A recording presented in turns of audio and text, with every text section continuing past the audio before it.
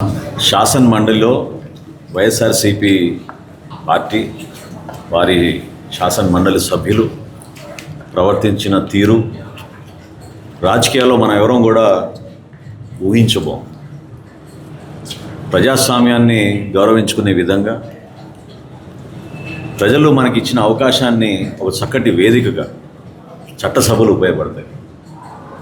కానీ చట్టసభలను కూడా కేవలం రాజకీయ దురుద్దేశంతో, భక్తి లేదు, భయం లేదు, అన్నిటికన్నా ప్రజాస్వామ్యం పైనే నమ్మకం లేదు. ప్రజలు ఏ విధంగా భావిస్తున్నారు, ప్రజల మనోభావాలను ఏ విధంగా గౌరవించుకోవాలి, ధర్మాన్ని ఏ విధంగా కాపాడాలి, ఎవరు ఏ మతంలో ఉన్నా కూడా అందరినీ సమానంగా చూడాలనేది మన రాజ్యాంగంలో మనకిచ్చిన ఒక స్ఫూర్తి. కానీ కేవలం రాజకీయ దురుద్దేశం కోసం, రాజకీయ లబ్ధి కోసం శాసన మండలిలో నేను ఒక వేదికగా తయారు చేసి వాళ్ళు ప్రవర్తించిన తీరు ప్రతి ఒక్కరూ ఖండించాలి. ఇది పద్ధతి కాదు. ఏ మాత్రం కూడా ప్రజాస్వామ్యంలో గౌరవం పెంచే విధంగా వీళ్ళు వ్యవహరించలేదు. జనసేన పార్టీ నుంచి, తెలుగుదేశం పార్టీ నుంచి, భారతీయ జనతా పార్టీ నుంచి మేమందరం కూడా నిన్నటి నుంచి ఇదే ఆవేదనతోటి ప్రతి ప్రాంతంలో మాకు వస్తున్న ప్రజల దగ్గర నుంచి వస్తున్న వారి మనోభావాల్ని మేము అర్థం చేసుకుని, ఇది చాలా తప్పు, ఇటువంటి కార్యక్రమాలు ఎన్నడూ కూడా జరగలేదు భారతదేశ చరిత్రలో ఈ రోజు వరకు. చట్టసభలో ఎక్కడ కూడా ఈ విధంగా చేసిన దాఖలాలు లేవు. కేవలం మీరు జగన్మోహన్ రెడ్డి గారి ఆదేశాలతోటి దేవుడిని కూడా మీరు రాజకీయాల్లో లాగడం నిజంగా అందరం కూడా ముక్త కంఠంతో ఖండించాల్సిన అవసరం ఇది.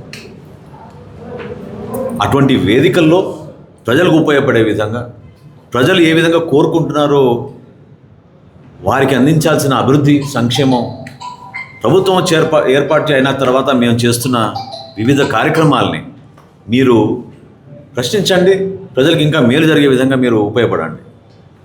అంతేగాని భక్తుల మనోభావాలు దెబ్బతినే విధంగా,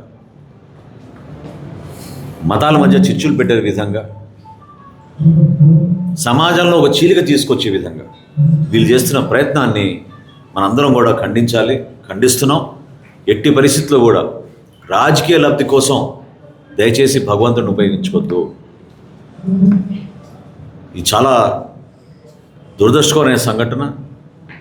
ఆ పార్టీలో ఉన్న పెద్దల్ని కూడా నేను కోరుతున్నాను, ఈ విధంగా మీ నాయకుడికి ఏదో ఒక ఆలోచనతో ఆయన ఇచ్చిన ఆదేశాలని మీరు ఈ విధంగా పాటించుకుంటూ వెళ్తే ఎంత ఇబ్బంది అవుతుందో మీ అందరికీ తెలుసు. క్షేత్రస్థాయిలో వాస్తవాలు తెలుసుకునే వ్యక్తి కాదు జగన్మోహన్ రెడ్డి గారు. భారతదేశంలో మనందరం కూడా ప్రతి ఒక్కరిని, ప్రత్యేకంగా మనం హిందూ ధర్మాన్ని కాపాడాలి, హిందూ ధర్మాన్ని కాపాడుతూ ప్రతి ఒక్కరిని సమాజంలో అన్ని మతాల్ని మనం గౌరవించుకుంటూ ముందుకెళ్ళాలి అనేది మన అందరిలో ఉన్న భావన. దాన్ని చులకం చేసే విధంగా, భగవంతుడిని ఉపయోగించే విధంగా ఆయన ఆదేశాల్ని మీరు ఆ విధంగా పాటించడం అనేది 100% అది పొరపాటు. అటువంటి కార్యక్రమాల్లో పాల్గొనకుండా బేషరతుగా క్షమాపణ చెప్పి రాష్ట్ర ప్రజలకి అంకిత భావంతో మీరు పనిచేస్తే దేశానికి, రాష్ట్రానికి ఉపయోగపడుతుందని మనస్ఫూర్తిగా ఈ సందర్భంగా కోరుకుంటున్నాను.